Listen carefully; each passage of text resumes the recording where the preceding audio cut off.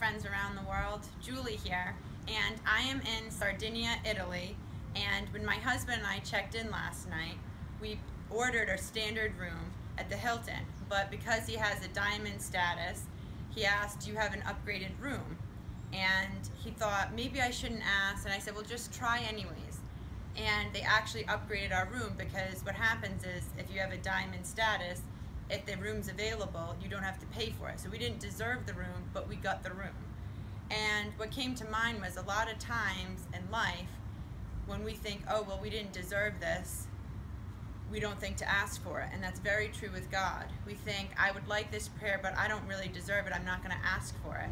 And what comes to mind is the story of the prodigal son, where Jesus tells of a man with two sons, an older one and a younger one. And the younger one asks for the father's inheritance early. And he goes off and he spends it on wild living and just foolishly spends recklessly. And then there's a famine in the distant land he went to, so much, and he has no money, that he starts working for the pigs. And he gets so hungry and destitute that he thinks, I would be better off eating like the pigs, and I even want the food's pigs. I want the pigs' food.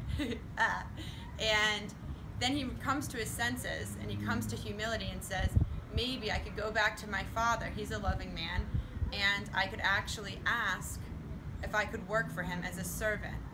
And he goes back in his humility, and the father just rejoices. He embraces him, and he shows him nothing but compassion, and he says, get the fattest calf and let's feast on it. And he sells everything he has, even though he sold all of his inheritance. He says, let's have a big feast of a party.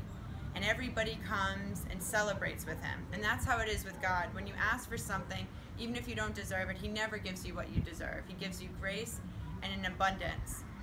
And then the older brother, who didn't spend his inheritance on foolish things, gets jealous and doesn't realize that a repentant heart and a joyful celebration of a repentant heart is a good thing.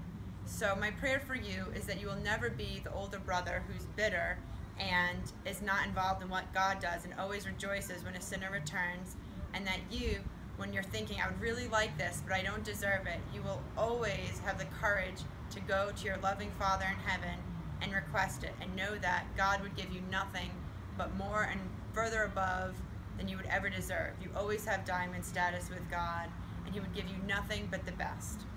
Thank you, and have an amazing day, knowing that whatever it is, to come to God, and you will always get more than you deserve out of his love.